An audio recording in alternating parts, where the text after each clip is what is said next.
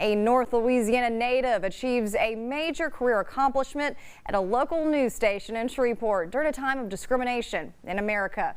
His legacy had rippling effects for small surrounding towns and is a part of the legacy of KTAL. Here is his story. Sitting inside their lifelong home in Myra, Louisiana, Wendell Montoya Kirksey and his mom Neverland reflect on stories of their late father and husband, Floyd Kirksey. Neverland grew up with Floyd in the small town of Austin. They married in 1958 and had their first child, Montoya, in 1959. Floyd was serving in the United States Army, studying missile and radar technology, becoming an honorary graduate, a certification that later led to his future career. He was looking for a job. He got the newspaper, Shreveport Times, and he was looking, and he said, Channel 6 need a engineer. And he said, well, I'm going to go up there. I know I'm not going to get the job. That's what he told me. I said, okay, go ahead. But when he got there, it was so strange because they thought he was coming for a janitorial job. And he told them, no, he didn't want a janitorial job. And so they sent him to Mr. Bryan, and when he came back home, he had the job. Mr. Floyd Kirksey became KTAL's first black engineer. His technical training in the Army made Floyd stand out to the former general manager, H. Lee Bryant, who soon promoted Floyd to the chief engineer position, becoming the first black chief engineer for KTAL's now 70 years of history. And at that time, you didn't see that many people of color in that position.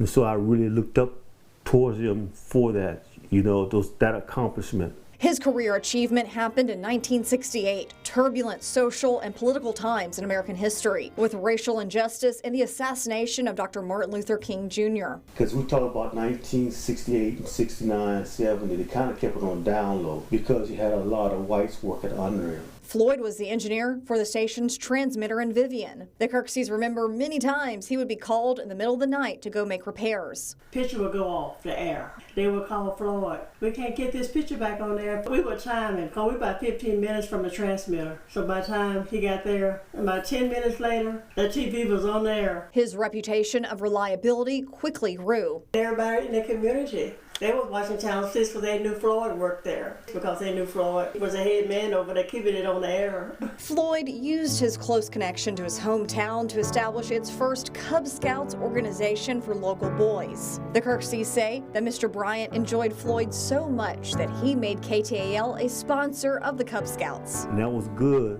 because little black boys had opportunity to get in the Cub Scouts. That's something that was exciting for us here, little black boys here in the country, to have something like that. How it touched so many people. The Little Scouts would also be featured on local programming. We was on Channel 6.